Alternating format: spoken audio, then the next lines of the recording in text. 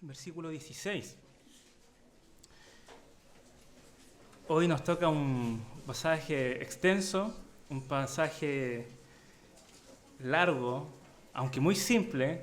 Vamos a tratar que sea simple, pero extenso. Déjame ver la hora.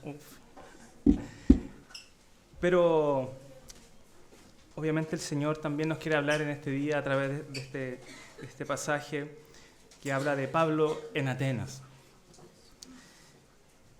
Hasta este punto, Pablo sigue en su segundo viaje misionero y luego de huir de Tesalónica, donde la palabra del Señor fue aceptada, abrazada, especialmente por los gentiles y rechazada ferozmente por los judíos, huye a Berea y luego nuevamente lo persiguen hasta Berea, que quedaba muy cerca de Tesalónica, y los hermanos van a preferir llevarse a Pablo a un lugar mucho más lejano hacia el sur, el cual es Atenas, la gran ciudad griega. Quedaba a una distancia bien considerable de Berea y ya con esto iba a ser imposible que realmente ya los judíos quisieran avanzar en su búsqueda para perseguir al apóstol Pablo. Y Pablo va solo a Atenas, va solo y va a querer también estar un tiempo ahí predicando, pero esperando particularmente a sus compañeros de viajes, que en este caso es Silas y Timoteo. Así que dice la palabra del Señor, síganme en la lectura, versículo 16. Mientras Pablo los esperaba en Atenas, su espíritu se enardecía dentro de él al contemplar la ciudad llena de ídolos. Así que discutía en la sinagoga con los judíos y con los gentiles temerosos de Dios, diariamente en la plaza con los que estuvieran presentes. También discutían con él algunos de los filósofos epicúreos y estoicos, y algunos decían: ¿qué quiere decir este palabrero? Parece ser un predicador de divinidades extrañas, decían otros, porque les predicaba a Jesús y la resurrección. Entonces tomaron a Pablo y lo llevaron al Areópago, diciendo: ¿podemos saber qué es esta nueva enseñanza que usted proclama?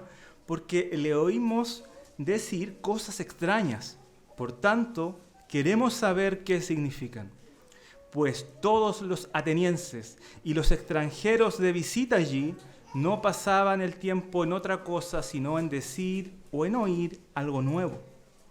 Entonces Pablo, poniéndose en pie en medio del Areópago, dijo: varones atenienses, percibo que ustedes son muy religiosos en todo sentido, porque mientras pasaba y observaba los objetos de su adoración, hallé también un altar con esta inscripción: al Dios desconocido.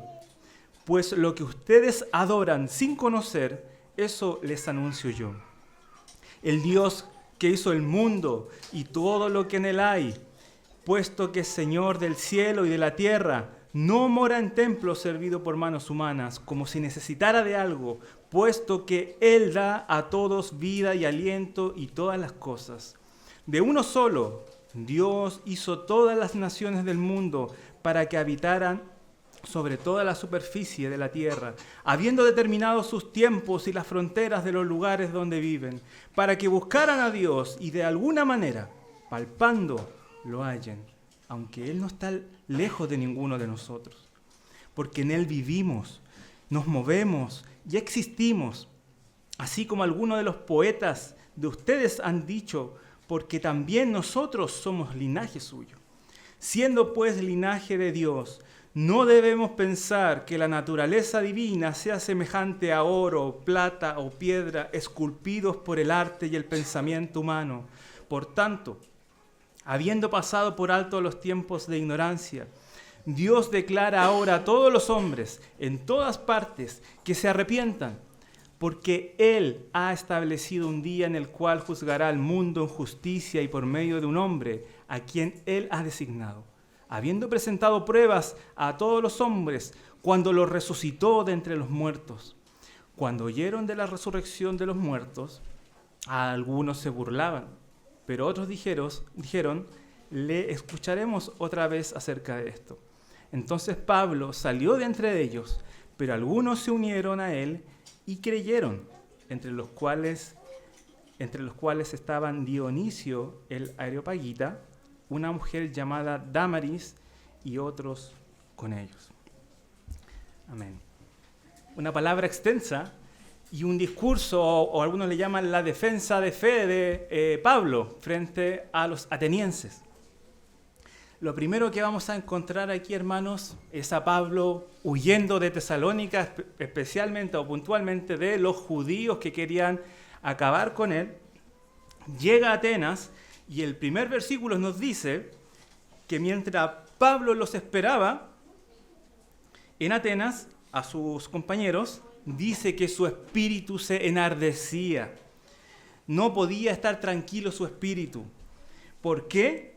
Porque cuando entró a la ciudad, él no pudo dejar de ver la realidad en Atenas. Y que era una ciudad llena de ídolos o entregada a la idolatría, como dice la Reina Valera. Cuando cualquiera de nosotros, tal vez, o cualquier persona de aquel siglo, entraba a Atenas y quedaba maravillado con las construcciones, con la arquitectura, con el arte, con las esculturas, con la elocuencia. En este lugar, hermanos, estaban las personas más inteligentes del mundo, las personas más elocuentes. Era como si usted y yo fuéramos hoy en día a debatir con los de Harvard o con los de Oxford. Nos sentiríamos minimizados por su conocimiento. Y el apóstol Pablo estaba aquí, en el lugar donde está el conocimiento, donde está la filosofía, donde está el poder de los dioses griegos.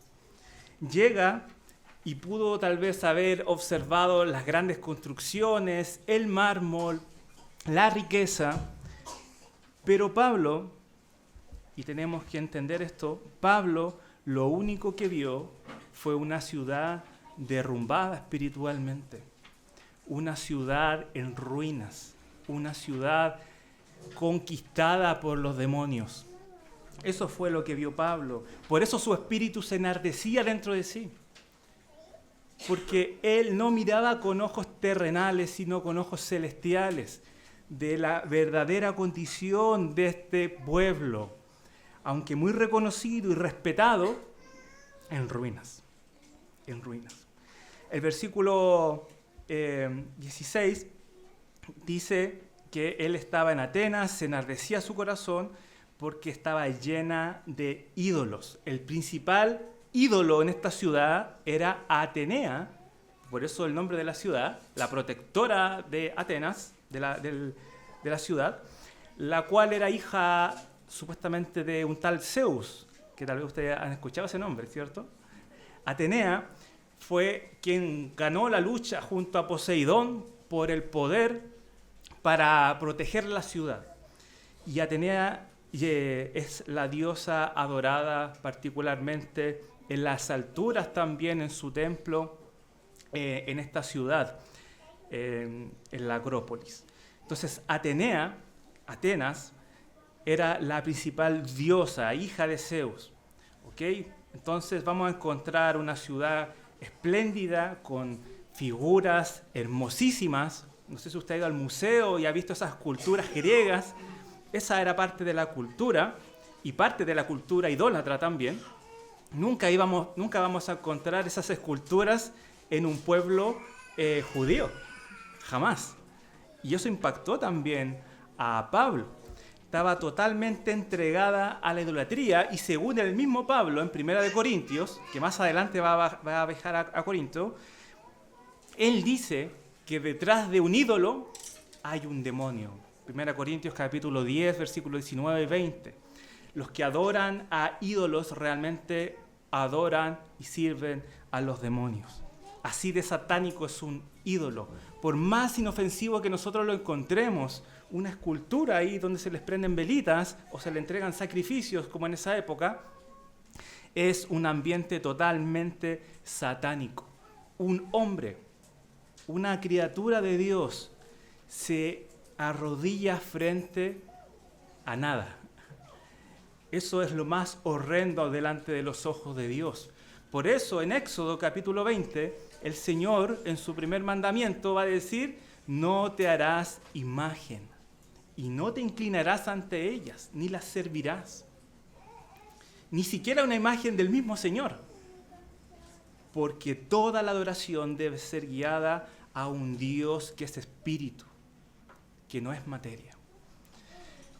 Entonces Pablo ve esta situación llena de ídolos, y entre los ídolos y los dioses, que había muchos, los griegos tenían 12 titanes, igual eran más, pero los principales eran 12 titanes, deidades, y 12 dioses, que nosotros tal vez conocemos sus nombres, como Zeus, Poseidón, también estaba Hera, Hermes, cuando estudiamos la hermenéutica viene de Hermes, Apolo, Artemisa, Dionisio, etc.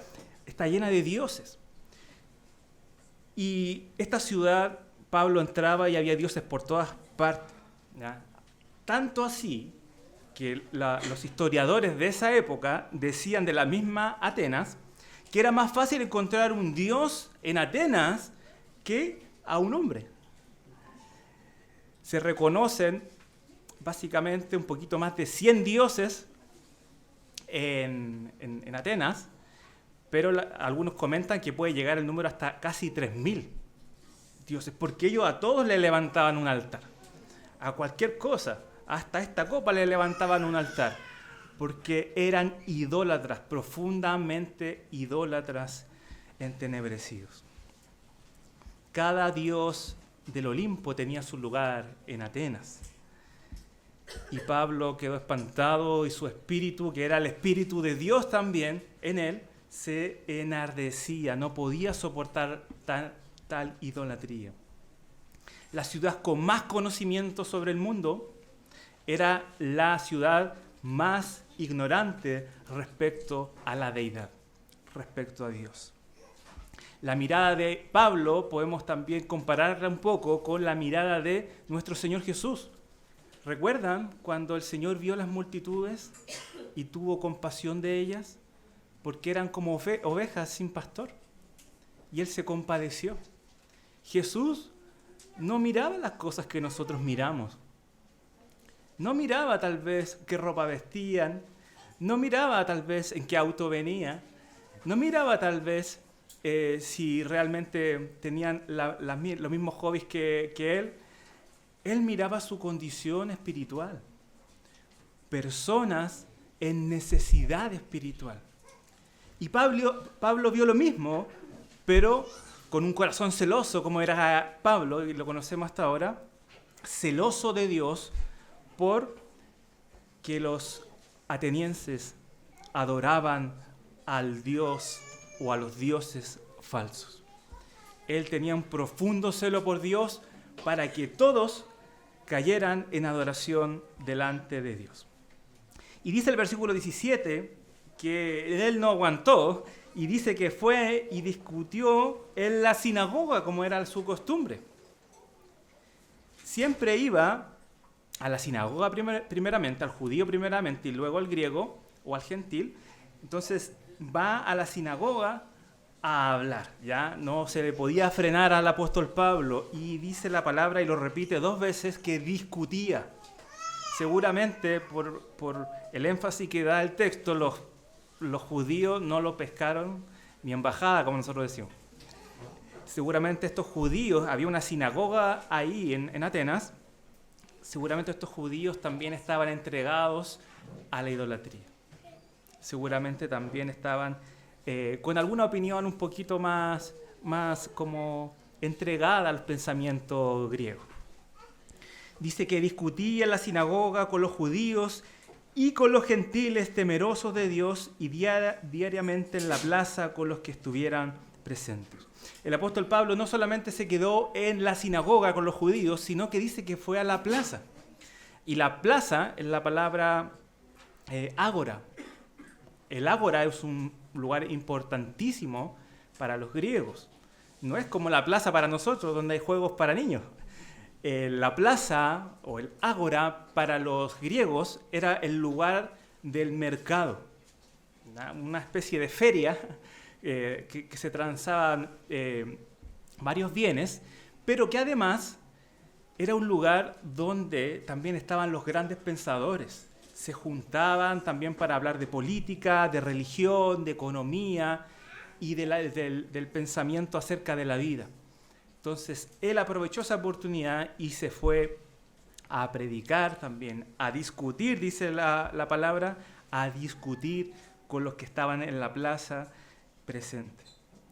Entonces, lo que vemos hasta aquí, hermanos, es a un Pablo con un corazón enardecido, con un corazón apasionado por Dios, con un corazón y una boca que no puede callar, con un espíritu realmente buscando adorar al único Dios verdadero. Y medité mucho en este versículo 17, en el sentido de que tal vez para nosotros puede ser fácil o más común el poder ir a un lugar más público y predicar. Nos cuesta, a todos nosotros como congregación, nos cuesta, estamos madurando en eso como iglesia, pero no es solo eso. Pablo, cuando se le encomienda su misión por nuestro Señor Jesucristo, el Señor le dice que le va a hacer testigo, lo va a llevar a lugares que otros no van a poder entrar, lo va a llevar a lugares que solamente él, tal vez por su condición, iba a tener el carácter para enfrentar. Y a veces pensamos también que nuestra única responsabilidad es predicarle al que no conoce a Cristo, evangelizar al que no ha sido evangelizado. Y está bien, así como Pablo fue a la plaza y predicó contra los que no conocían al Dios de la Biblia, también primeramente, ¿dónde fue? A la sinagoga. ¿Y qué había en la sinagoga? Personas que creían en un Dios, que tenían más conocimiento. Nuestro llamado no es solamente predicarle al perdido, es predicarle también al que está en el error, a estar preparados para presentar defensa también con otras denominaciones de nuestro país. Y no quedarnos encerrados aquí en nuestra línea bautista reformada. Somos llamados también a conquistar a más iglesias, a tener comunión, tal vez con un pentecostal, con una iglesia pentecostal, hablar temas referentes a Dios y la doctrina, o cualquier otra denominación que realmente consideremos cristiana. Somos llamados a convencerlos, a discutir con ellos sanamente, con reverencia, con humildad. Somos llamados a influenciarlos, a poder mostrarles las doctrinas de la gracia. Y eso fue lo que pasó hace muchos años. Hubieron hermanos, iglesias, que tuvieron el coraje y el valor para venir desde otro país, desde República Dominicana, venir a hacer una relación con iglesias y mostrar la sana doctrina. Así fue como yo abracé la doctrina de la gracia. La doctrina que más me costó abrazar y entender y llorar delante de Dios fue que la salvación es totalmente por gracia. Y que yo no tengo nada que ver con eso. Eso fue lo que más me costó soltar. Podía aceptar la otra, pero esa, mi corazón orgulloso la tenía amarrada. No tiene nada que ver contigo, Jürgen. Simplemente Dios en su gracia te tomó, te tocó y te dio vida. No es porque eras mejor que los otros niños de la iglesia, no es porque eras mejor que los ciudadanos en tu vecindario, no es porque eras muy especial, eras porque a Dios le complació. y te dio de su gracia. Por nada que vio en ti, sino solamente por su voluntad. Necesitamos transmitir esta verdadera enseñanza, el verdadero Dios, aún más allá de nuestras congregaciones y convencer a los que están sumergidos en falsas enseñanzas, que son hermanos, que los amamos y vamos a compartir el culto eterno con ellos en el cielo.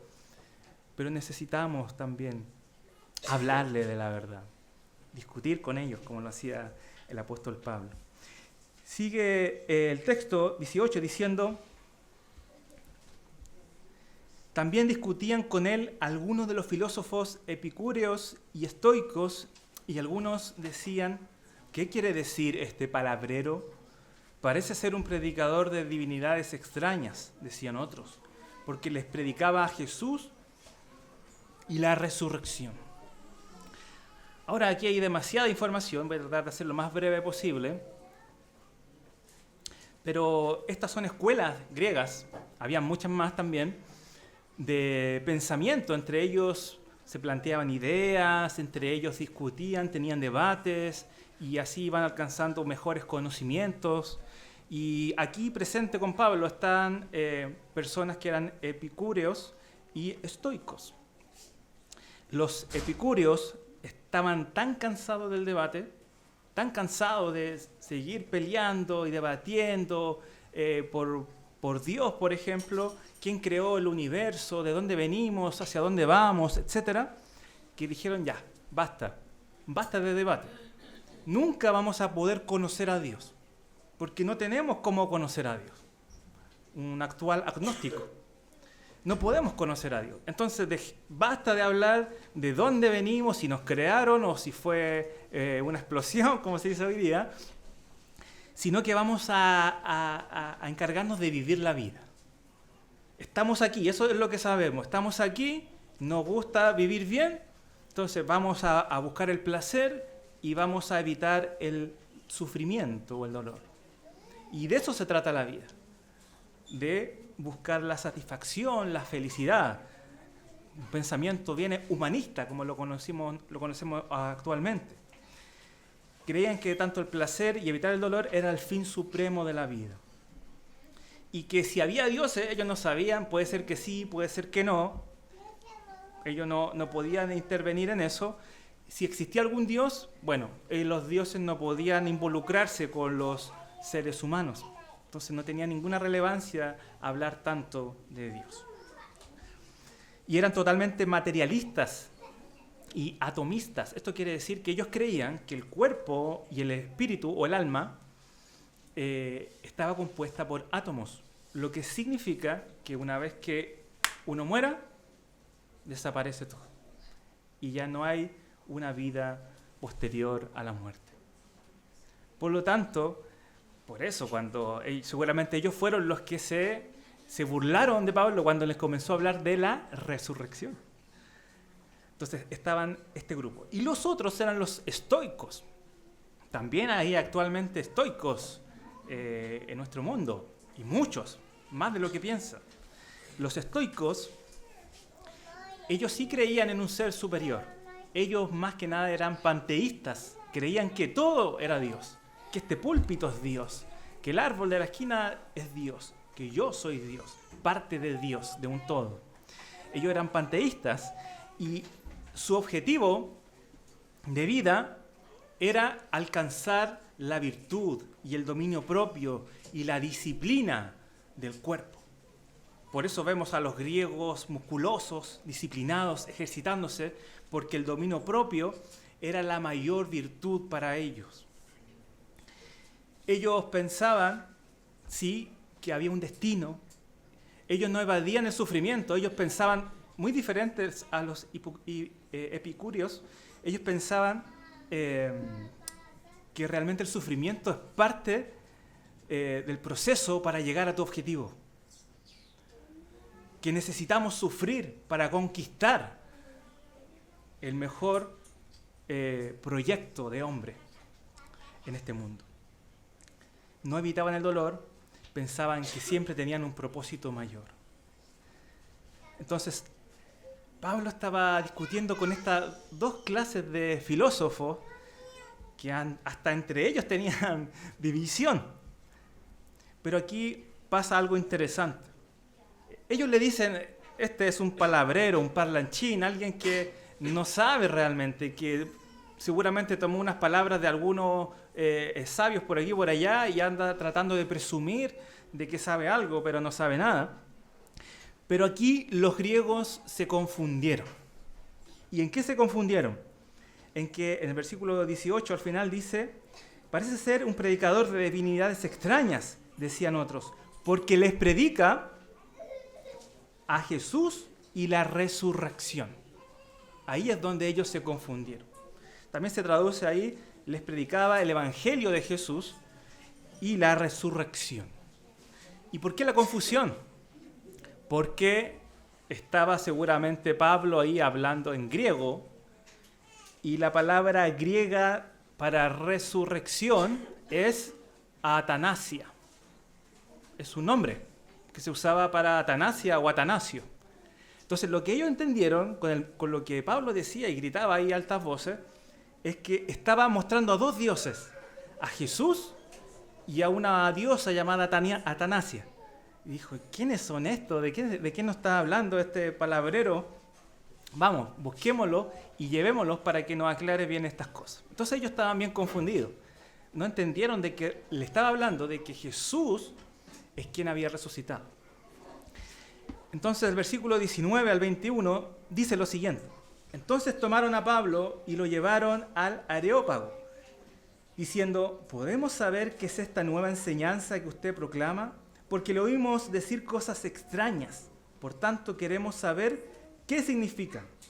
Pues todos los atenienses y los extranjeros de visita allí no pasaban el tiempo en otra cosa, sino en decir o en oír algo nuevo. Primeramente, tomaron a Pablo y lo llevaron al Areópago. El Areópago significa la colina de Ares. Ares era otro dios, el dios de la guerra. Y dice la historia de que Ares fue juzgado ahí por haber matado al hijo de Poseidón, si no me equivoco. Es llevado ahí y es condenado a muerte. ¿Okay? Por eso se le llama la colina de Ares, que acá también se le dice el Areópago. Era un lugar de tribunal donde también iban y se compartían, ahí estaban presentes la corte, el concilio real, donde estaban los más sabios de los sabios, donde estaban los que evaluaban la educación en Grecia, donde estaban los que iban a determinar si esta enseñanza que Pablo estaba diciendo le convenía a Grecia o había que cortarle la cabeza. Entonces, en una actitud amistosa, ellos le dicen, vamos, te vamos a llevar al Areópago, no cualquiera entraba ahí, tenía que ser llevado a ese lugar, y preséntanos tus ideas, preséntanos tu conocimiento, preséntanos a tus dioses. Entonces es llevado al Areópago, allí fue condenado también, se me olvidó el nombre de este filósofo, bueno, después se me va a acordar, pero Sócrates fue condenado a muerte en ese lugar porque estaba negando a los dioses de ellos y decían ellos, cambiando el pensamiento de los jóvenes. Y se le dio a beber un veneno y murió en ese lugar. Entonces, también Pablo conocía eso y él era, recordemos, también elocuente, estudioso, y sabía que tenía que ir con cuidado. Sabía que tenía que cuidar sus palabras en ese lugar. Entonces, suben a esta colina, al Areópago, y era un lugar rocoso donde seguramente ellos ahí cincelaron ahí tal vez algunos asientos para estar más cómodamente y fueron a supervisar realmente la doctrina de Pablo. Y dice el texto que los atenienses, versículo 21, pues todos los atenienses y los extranjeros de visita allí no pasaban el tiempo en otra cosa sino en decir o en oír algo nuevo. Ellos no buscaban la verdad, ellos buscaban la novedad.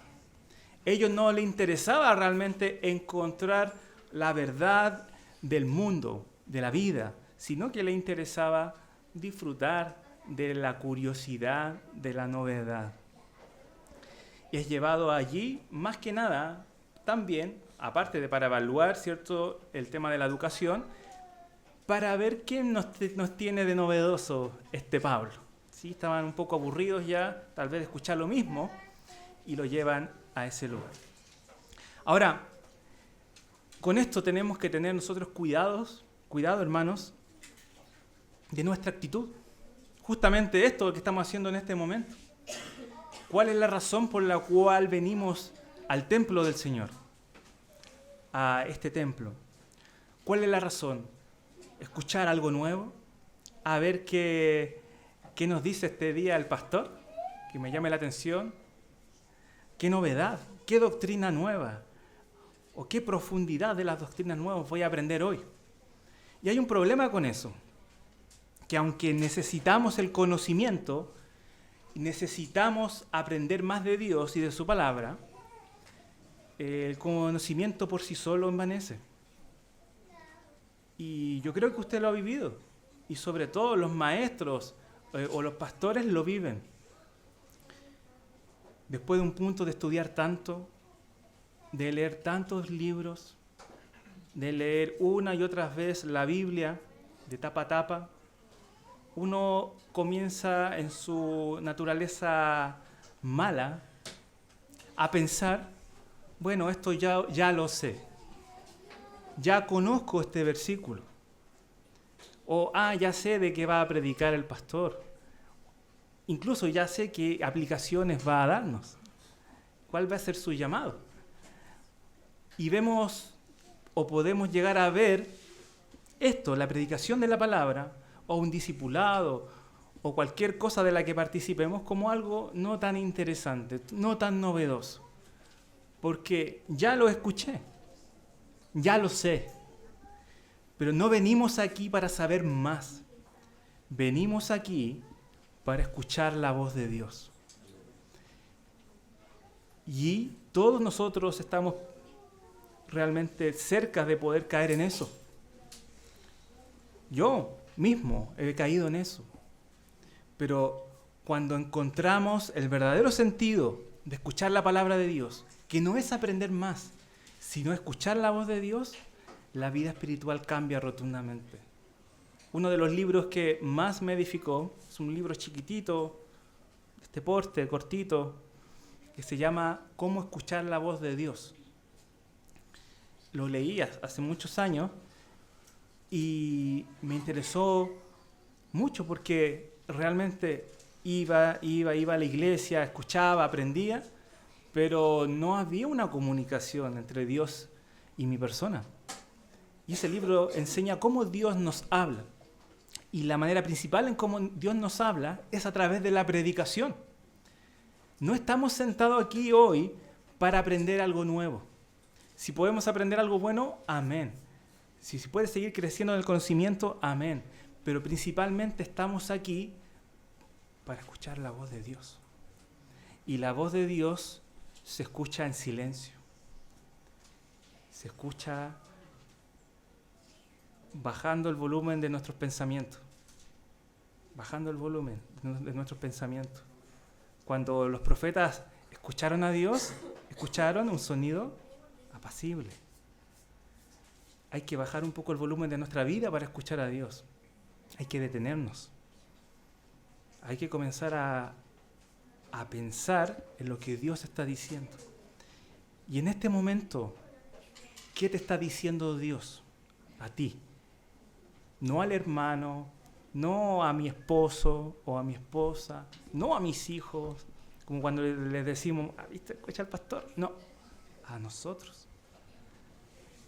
Porque tal vez en 10 años más vamos a volver a predicar este pasaje y usted va a decir, ya lo conozco. Pero no, el Señor tiene voz, palabra, cada día para nosotros a través de pasajes tan sencillos como el pasaje que dice Jesús lloró. Él nos quiere hablar, a todos en particular. tiene un solo significado la palabra del Señor, pero para nosotros Dios nos está diciendo cosas puntuales de nuestra vida. Y no tenemos que venir aquí a buscar más conocimiento, a tratar de a ver si logro ampliar mi conocimiento teológico, sino todo lo contrario, escuchar la voz de Dios. Participamos de la cena y aprendíamos también en la mañana que Cristo está aquí, diciéndonos algo a través de su Espíritu, a todos, los que creen y los que aún no creen en este lugar. Debemos estar atentos a la voz de Dios y no buscar oír algo nuevo. Si logra hacer eso realmente, hermano o hermana, vamos a poder crecer espiritualmente, en madurez. Cuando se vaya cada domingo de la iglesia, se va a ir con un mensaje particular a usted, de Dios. No un mensaje con conocimiento, sino un mensaje particular de Dios para mí. Tenemos que estar atentos, bajar el volumen, escuchar atentamente, pensar en mi vida, pensar en qué me quiere decir Dios a través de este pasaje. Pero Juan 3:16 ya me lo sé de memoria, pero ¿qué me quiere decir Dios a través de ese pasaje? Ahora, a mí, para hoy, para esta semana, estemos atentos a la voz de Dios. Y Pablo desde aquí comienza ya a exponer acerca del Dios verdadero. Entonces dice el versículo 22, Pablo, entonces poniéndose en pie en medio del Areópago, dijo: varones atenienses, percibo que ustedes son muy religiosos en todo sentido. Frente a este monte, la colina de Ares, estaba también la Acrópolis, el lugar más visitado actualmente en Grecia, para ver esa montaña donde se situaban los templos y los pórticos, el pórtico de los propileos, que se llama así, con toda su majestad, con toda su plenitud.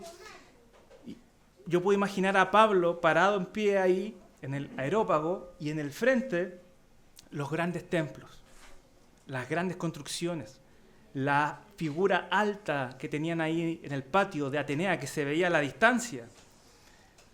Y él les dice: percibo que son muy religiosos en todo sentido.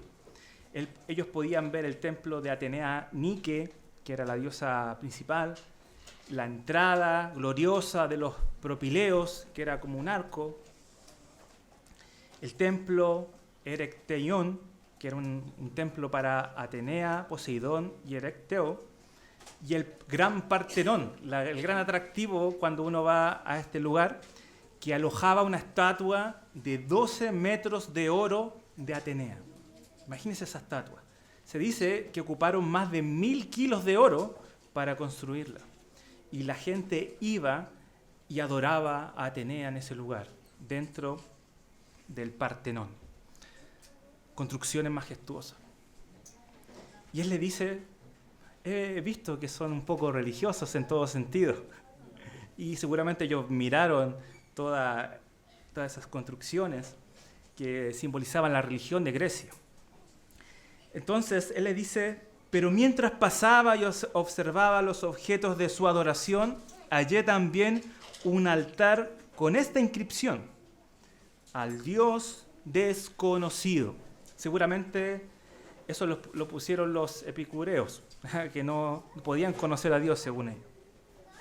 Pero por si acaso, vamos a adorar también a este Dios que no conocemos. Un altar sin escultura. Solo estaba ahí la base y el que quería iba y adoraba al Dios desconocido. Y él les dice: pues, lo que ustedes adoran sin conocer, eso les anuncio yo. Aquí Pablo comienza a predicar del Dios desconocido, que al final de cuentas es el único Dios verdadero, nuestro Señor Jesucristo. El Padre, el Hijo y el Espíritu Santo en una persona, el Dios verdadero, el Dios de las Escrituras. La insignia decía agnostos theos, ¿ya? De ahí viene la palabra agnóstico. ¿ya? Que no se puede conocer a ese Dios. Los atenienses adoraban incluso a este Dios sin conocerlo, y nosotros sabemos que no podemos adorar a un Dios que no conocemos. Necesitamos conocer a Dios. Versículo 24, 25, Pablo comienza a decir: el Dios que hizo el mundo y todo lo que en él hay, puesto que es Señor del cielo y de la tierra, no mora en templos hechos por manos de hombres, ni es servido por manos humanas, como si necesitara de algo, puesto que Él da a todos vida y aliento y todas las cosas. El primer gran mensaje de Pablo para los atenienses es: Dios es uno. Existe solamente un Dios, el Dios que hizo el mundo y todo lo que en él hay. Un solo Dios. No 12 titanes, no 12 dioses, no múltiples semidioses y héroes. Solo un Dios, soberano sobre todo. Ese Dios hizo el mundo y todo lo que en él hay. Puesto que es Señor, soberano, un Señor, dueño del cielo y de la tierra. Lo primero que va a decir Pablo: Él es uno y Él es Señor soberano. Él creó el cielo y la tierra. Él no es Urano. ¿Sabían quién era Urano o Gea? Eran titanes de Grecia. Gea era la diosa madre o la tierra y Urano el cielo. Y dice la mitología griega que ellos tuvieron titanes, hijos, de donde sale varios, entre ellos muy conocido y en la historia Cronos, quien también va a tener a Zeus, quien va a matar a su padre y tomar el poder con la ayuda de su madre. Y Pablo le está diciendo aquí: no, eso, nada de Urano ni nada de Gea, solo un Dios que creó la tierra y el cielo.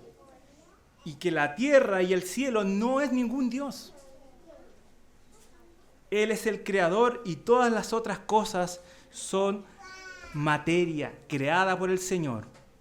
Y que Él es Señor, Él es el dueño de la tierra y del cielo. Imagínense cómo fue ese mensaje para los griegos, que ellos pensaban que la tierra y el cielo eran titanes que realmente necesitaban ser adorados.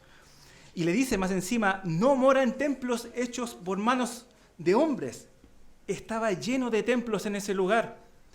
Y Pablo está diciendo: mi Dios, el Dios desconocido para ustedes, no necesita un templo. A un Salomón, cuando le construyó un templo al Señor, él le dijo: ni los cielos te pueden contener, Señor. Nuestro Dios no necesita un templo hecho por manos de hombres, ni es servido por manos humanas. Y tal vez esto nos puede doler mucho, hermanos.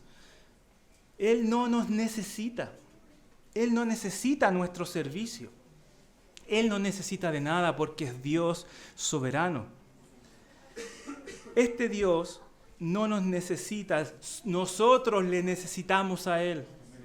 Los sacrificios de los cuales hablábamos en la mañana no eran porque Dios lo necesitaba, era porque nosotros lo necesitábamos. Nosotros necesitábamos ese templo, nosotros necesitábamos el sacrificio, nosotros necesitábamos adorar a Dios. Porque miren estos hombres, creados por Dios, buscaban desesperadamente adorar algo. Adorar algo. No importa lo que sea, lo que se nos ocurra en nuestra mente, pero vamos a adorar algo. Y es porque el hombre necesita adorar algo.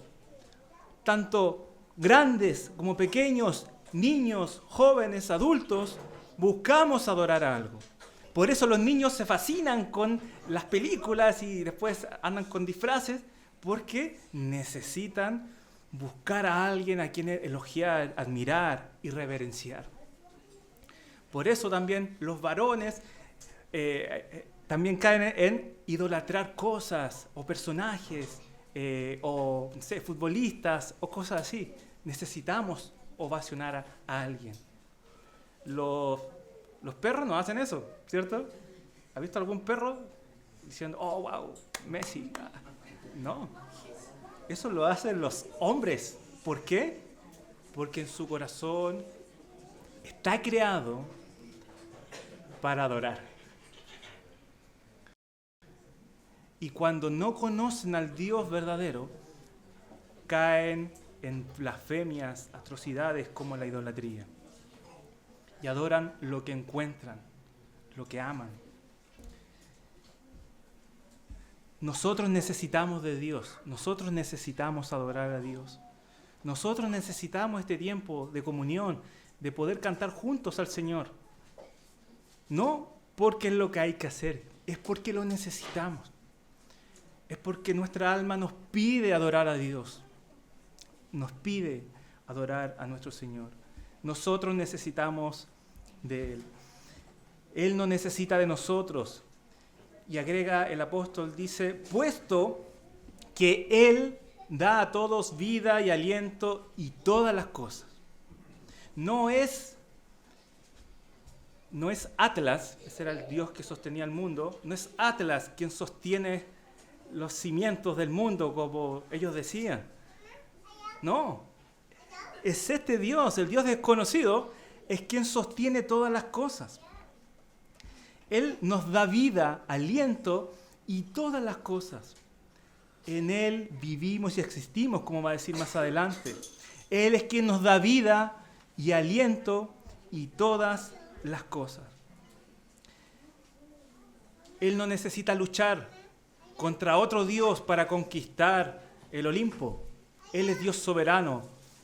Aunque queramos, lo reconozcamos, lo conozcamos o no. Él es Señor en el cielo y en la tierra.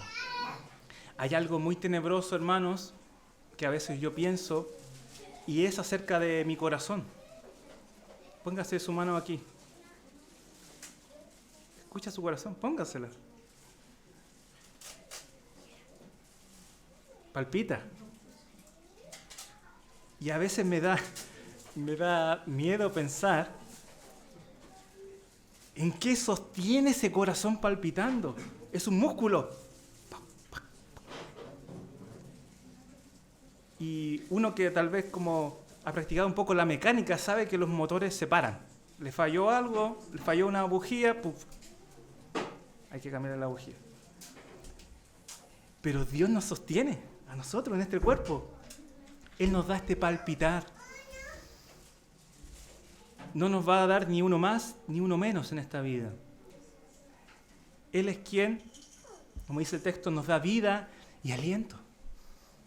Esto es un regalo de Dios y no escapa de este Dios soberano. Los dioses del Olimpo vivían su vida de privilegios, ahí lejanos al hombre. Pero nuestro Dios nos sostiene, nos da aliento, nos da vida. Él mantiene mi corazón palpitando. Hasta cuando Él quiera, hasta cuando Él lo diga, será así. Nada se le escapa, nada se le escapa. Muchas veces a mi esposa, ella sufre de corazón más lento, no me acuerdo cómo se llama eso, braquicardia, si no me equivoco. La taquicardia muy rápido y la braquicardia más lento, ¿sí? Y a veces los médicos se asustan cuando uno va para el control y le toman ahí la presión. Se asustan y llaman a otro médico. Y va siempre más lento, más tranquilo. Pero Dios lo sostiene. Uno está tranquilo en eso. Dios lo sostiene. Y Él no va a soltar ese corazón hasta que Él quiera. El versículo 26 dice, de uno solo, este es Adán, de uno solo Dios hizo todas las naciones del mundo. Y esto les pegó bien fuerte a los griegos. De uno solo Dios hizo todas las naciones del mundo porque ellos pensaban que ellos eran una raza privilegiada, que había nacido de ahí, de la tierra de Grecia, había aflorado su raza. Dice que este Dios hizo todas las naciones de un solo hombre, o sea, tú y yo somos o venimos del mismo, somos iguales delante de este Dios. ¿Y para qué Dios hizo estas naciones? Para que habitaran sobre toda la superficie de la tierra, habiendo determinado sus tiempos y las fronteras de los lugares donde viven, para que buscaran a Dios y de alguna manera, palpando, lo hallen, aunque Él no está lejos de ninguno de nosotros. Dice este texto que somos todos iguales, que Dios nos creó desde Adán y desde ahí todo el ser humano proviene de donde mismo. Para el griego, él era un ser especial y todos los demás eran bárbaros que merecían el desprecio y la muerte. Ellos eran la raza perfecta. Entonces esto les pegó bien duro, pero dice también el Señor aquí en este texto que el Señor lo hizo también para que habitáramos sobre la superficie de la tierra y para que le buscáramos, estas dos razones, y que Él ha determinado sus tiempos y las fronteras. Sus tiempos y las fronteras. Él le ha puesto límites a esta raza, a esta creación. Él ha movido el mundo como ha querido, ha movido su geografía como a Él le ha complacido, ha puesto los límites. Ellos también se jactaban mucho y le construyeron ese templo a Atenea porque le adjudicaban la victoria sobre los persas 300, 400 años antes de Cristo. Entonces su gloria y su vanagloria era mayor porque decían, nosotros conquistamos el mundo entero. A través también de Alejandro Magno. A los 30 años él conquistó el mundo entero. Conocido hasta aquel entonces. Entonces ellos tenían un orgullo nacional de que ellos conquistaron o ellos pudieron mover los límites más y más allá. Pero Pablo aquí le está diciendo, no. Dios ha establecido de cada nación sus límites. Y si ustedes lograron llegar hasta acá, es porque mi Dios se lo permitió. Es porque mi Dios, por su voluntad, por su plan, los ha traído hasta acá. Ellos se jactaban de su triunfo, pero Pablo le estaba diciendo, no fue por ustedes, no fue por casualidad, fue porque mi Dios es soberano. Es porque mi Dios lo quiso. Y sigue el texto diciendo, para que buscaran a Dios. Y pensemos en esto. ¿Cuál fue uno de los propósitos para el cual Dios nos creó, según este texto? Para que pobláramos, habitáramos en este mundo, pero también para que le buscáramos. Él creó todas las cosas para que pudiéramos tener comunión con Él. Y dice, y de alguna manera palpando lo hallen, aunque Él no está lejos de ninguno de nosotros. Y esto es interesante, porque nosotros sabemos la doctrina de que nadie busca a Dios, de que es Dios quien nos busca a nosotros. Y claro, es así.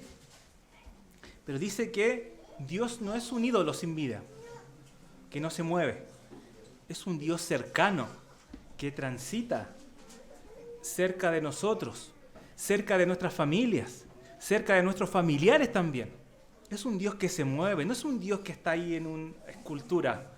Es un Dios que es espíritu y se mueve, que está cerca de cada uno de nosotros. Y le dice que lo único que tienen que hacer ellos es palpar, como cuando un ciego busca dónde poder prender la luz y la encuentra. Así, nosotros somos llamados a buscar a Dios así. ¿Dios es quien nos halla? Claro que sí. Él viene a nosotros. Él viene cerca de nosotros. Nos da fe para que podamos ver y palpando le podamos encontrar. Por eso Hebreos capítulo 11, versículo 6 dice, sin fe es imposible agradar a Dios. Porque es necesario que el que se acerca a Dios, primero, crea que Él existe y que recompensa a los que lo buscan. No podemos acercarnos a Dios sin fe primeramente. Y esa fe la produce Dios a través de su palabra en nosotros. Y así nosotros podemos hallar a Dios. Por eso el Salmo 145, 18 dice, el Señor está cerca de todos los que lo invocan, de todos los que lo invocan en verdad. Nuestro Dios no es un Dios egocéntrico, vanagloriándose en las alturas, indiferente de su creación. Él es un Dios que está al lado nuestro, cerca de nosotros. Y eso nos tiene que dar tranquilidad, de que el Señor ha determinado los tiempos, ha determinado nuestras fronteras. Tenemos que estar tranquilos si pasa algo con nuestro país, si inicia una guerra, etcétera, etcétera, porque Dios es quien establece los límites. Es Dios quien establece los tiempos y se refiere a las naciones, a generaciones. Primero estuvieron los babilónicos, luego estuvieron los persas, luego estuvieron los griegos y luego vendrían los romanos. Y eso no escapó nunca de la voluntad y del cuidado del Señor. Él ha determinado nuestro tiempo, hermanos, en nuestro trabajo. Siempre, de vez en cuando, viene una amenaza. Es que están echando gente, es que llegó un mal jefe, es que está mal la cosa. Siempre hay amenazas. Pero Dios ha establecido sus tiempos en su trabajo. Esté confiado en el Señor. Él ha establecido el tiempo en nuestras familias. La vida de nuestros pequeños, como ya dije, de nuestras esposas, de nosotros mismos, está en las manos de Él. Y nada va a poder quitarnos de las manos de Él. Y de nuestra propia vida. Los tiempos están determinados. Y yo sé que hay enfermedad, y a veces enfermedades graves. Todos nosotros tal vez hemos pasado, o una mayoría, de momentos graves, a punto de morir. Pero Dios está cerca para socorrernos. Dios está cerca para socorrernos. Recuerdo un día que andaba en un viaje misionero en Uruguay, y empezamos la evangelización. Uno va con sus folletos ahí, iba con un compañero, un compañero ahí de evangelización, y vamos cruzando el primer paso de cebra que cruzo en Uruguay. Voy saliendo, miro, frenan los autos de forma normal, pero atrás venía una moto. Yo ya estaba a la mitad de la calle. Atrás venía una moto muy rápido y venía en su mundo. Eso pasó entre 3 y 5 segundos máximo. Y lo único que escucho es el gran golpe que la moto le dio al segundo o tercer auto atrás. Y lo único que veo es volar un hombre para un lado, un hombre volando, y una moto, no sé cuánto pesará una moto, pero una moto pasando tal vez esta distancia. Y en esos momentos uno es como que se le sale el alma, queda ahí paralizado. Pero pude haber muerto ahí, uno se pone a pensar eso. Pero no, Dios tiene mis tiempos establecidos y debemos confiar en eso. Pasan cosas terribles en nuestras vidas. Recuerdo también el día cuando estábamos aquí Los Varones y me llega la noticia de que Clemente se tomó las pastillas esas de dormir. Estoy a 1 hora del hospital. ¿Qué puedo hacer? Solo confiar en Dios. Y a veces viene estos pensamientos como, ¿y qué pasa si muere? ¿Cómo lo voy a hacer? ¿Cómo van a ser las cosas? Pero Dios está ahí para dar calma también. Y decir, bueno, soy una criatura y no puedo hacer nada. Y Dios te da esa paz. Y me fui manejando tranquilo. Que lo que fuera que pasara, Dios está ahí. Si está enfermo, hermano, o a punto o se siente que va a morir, hermana, haga como Ezequías. ¿Recuerda la historia de Ezequías en Reyes? Dios le trae la mala noticia de que le va a quitar la vida. Y Ezequías, dice el texto, que se da vuelta, se pone en el muro y se larga a llorar amargamente. Y ora al Señor y le dice, Señor, ten piedad de mí. No me dejes morir. No me dejes morir. Y dice el texto que él lloró, entregó su corazón al Señor. Llama nuevamente Dios al profeta, se devuelve y le manda el mensaje. Te voy a dar 15 años más. 15 años más. Porque vi tu corazón. escuché tu oración, vi tu llanto, le dice el Señor.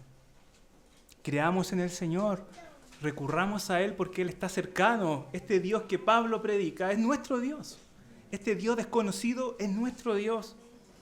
No miremos estas historias como algo que sucedió y jamás va a volver a suceder, porque es el mismo Dios en medio nuestro. Versículo 28 y 29 dice, porque en Él vivimos, nos movemos y existimos, así como algunos de los poetas de ustedes han dicho, porque también nosotros somos linaje suyo. Aquí Pablo va a citar a dos poetas de ellos. Estas son citas de poetas contemporáneos. Que el principal es Arato, el primero, porque Él vivimos, nos movemos y existimos. Que el poema original dice, los cretenses, bueno, este poema estaba dedicado a Zeus principalmente, y Pablo lo va a aplicar a Dios. Los cretenses cavaron una tumba para ti, oh santo y altísimo, embusteros, malas bestias y panzas holgazanas, porque tú no has muerto para siempre, y vives y resucitarás, porque en ti nosotros vivimos y nos movemos y tenemos nuestro ser. Este poema fue escrito a Zeus. Y Pablo va a tomarlo y va a decir acerca de Dios algo similar, como sus poetas tenían razón, pero no en cuanto a Zeus, sino en cuanto a Jehová. En Él vivimos, nos movemos y existimos por Él, y somos linaje suyo, somos su linaje. Siendo pues linaje de Dios, versículo 29, no debemos pensar que la naturaleza divina sea semejante a oro, plata, piedra, esculpidos por arte y pensamiento humano. Pablo va a atacar directamente a su idolatría, a sus dioses falsos, y les va a decir, ustedes tienen una mala forma de pensar. Dios no se puede asemejar a oro, plata o piedra y esculpirlo por el arte o el pensamiento humano. Dios no puede ser esculpido porque Dios no puede entrar en una pieza así. No puede describirse. Dios no tiene figura. Dios es espíritu y se debe adorar en espíritu y en verdad.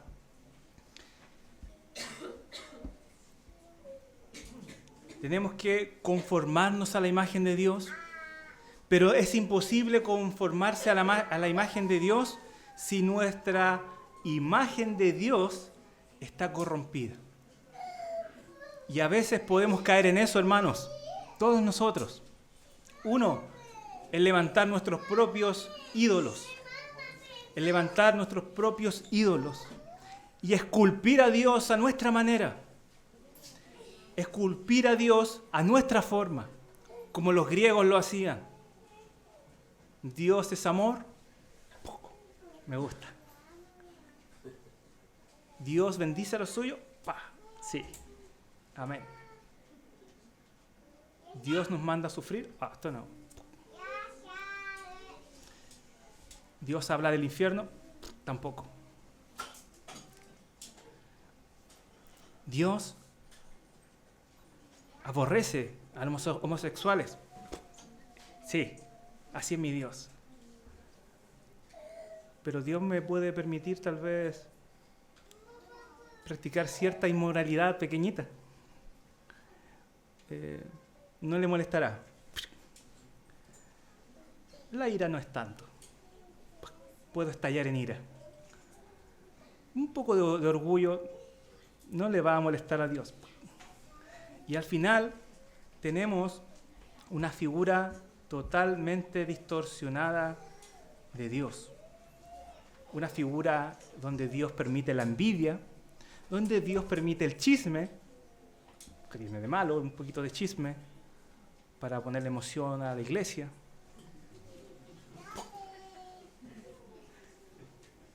Un poco de avaricia, cuando Él dijo que la avaricia es idolatría. Un poco de avaricia, un poquito para mí, ¿cierto? Un poquito más. Pereza, amor al dinero, etcétera, etcétera. construimos y moldeamos nuestro propio Dios, y eso es idolatría. Nosotros tenemos el trabajo de tomar las Escrituras, conocer a Dios, oír la palabra de Dios e irnos conformando a ese Dios, no a nuestro pensamiento. No a lo que, bueno, pero yo en cuanto a esto, pienso que igual hoy en día está permitido. Pero la Biblia dice que no. Pero es que igual, ya en la cultura, no. Este es un Dios esculpido por pensamiento humano. Y con eso no le tomamos el peso a nuestros pecados. Seguimos en nuestros pecados, seguimos en idolatría, pensando que adoramos a Dios, pero en realidad adoramos a un Jesús falso, esculpido por nuestra mente. Y aún más los que no conocen a Dios, los que aún rechazan a Cristo, los que siguen viniendo a esta iglesia, observando las cosas que hacemos, observando las cosas que cantamos, escuchando la palabra que escuchamos, pero aún así no obedeciendo a Cristo. Dioses falsos, idolatría. Necesitamos tomarle el peso a nuestros pecados. No como nosotros pensamos que es el pecado, como Dios piensa que es el pecado. El que mira a una mujer para codiciarla, ya cometió adulterio, dijo el Señor. ¿Pero qué tiene de malo? Dejar de hacer eso y obedecer a nuestro Señor. El que aborrece a su hermano en su corazón, lo ha matado en su corazón. Pero es que si tú conocieras a ese hermano...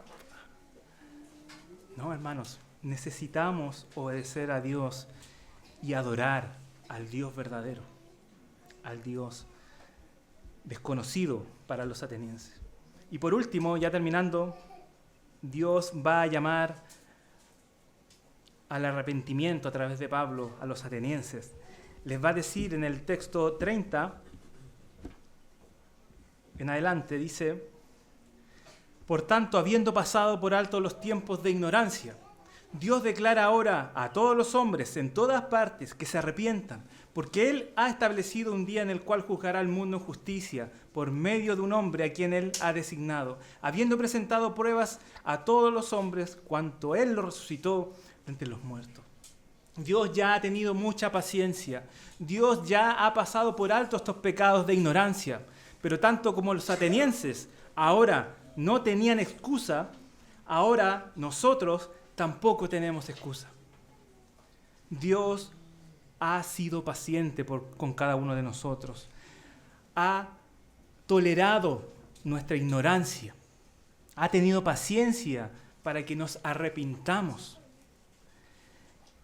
Pero les dice el mensaje del juicio: Dios ha establecido un día donde juzgará al mundo en justicia por medio de un hombre, Jesús, a quien Él ha designado. Y Él presentó pruebas a todos los hombres cuando lo resucitó. Cuando lo resucitó. Necesitamos arrepentirnos de nuestros pecados porque Dios ya viene. Escuchen, Dios ya viene. Dios ya ha designado a este hombre. Este hombre ya ha pasado la muerte. Este hombre ya ha resucitado. Ya se ha sentado en su trono para juzgar, para reinar y listo para juzgar.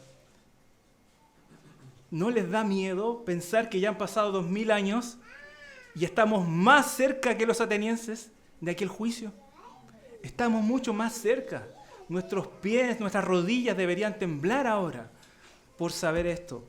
El juicio del gran día se acerca. No va a haber otra oportunidad. No va a haber otro día domingo para escuchar un sermón y arrepentirse. No va a haber mañana cuando el Señor venga para el que no cree. Necesitamos arrepentirnos y creer en Jesús. ¿Creemos que realmente Jesús resucitó? ¿O es solo conocimiento para nosotros? ¿Creemos que Jesús resucitó? ¿O creemos que creemos que Jesús resucitó? parte de nuestra creencia por cultura familiar, o realmente estoy convencido de que Jesús resucitó. El momento en que el apóstol Pablo pudo ver con más claridad en su vida, ¿sabe cuándo fue? Cuando le encontró Jesús resucitado. Quedó ciego y vio por primera vez la realidad. A Dios resucitado, un mundo caído en la idolatría, y desde ahí él vio con los ojos correctos también la humanidad. Hubo 3 respuestas aquí. Versículo 32. Cuando oyeron de la resurrección de los muertos, algunos se burlaban, seguramente los que no creían, ¿cierto?, en que se podía conocer a Dios, pero otros dijeron, le escucharemos otra vez acerca de esto. Tal vez los estoicos, que tenían un poquito más de afinidad con el pensamiento cristiano. Pero Pablo salió de entre ellos, pero algunos se unieron a él y creyeron, entre los cuales estaba Dionisio el Areopagita, o sea, uno de los hombres cultos que tenían ellos, alguien que estaba ahí en ese concilio, y una mujer llamada Dámaris, el énfasis que siempre Lucas le da a cómo las mujeres también están involucradas en la obra de Dios, y otros con ellos. Hubo estas diferentes reacciones. Pero ¿cuál va a ser tu reacción hoy al escuchar este mensaje? ¿Vas a continuar en idolatría? ¿Vas a continuar creyendo que crees que Jesús resucitó? ¿Vas a continuar pensando que nuestro Dios no es totalmente soberano?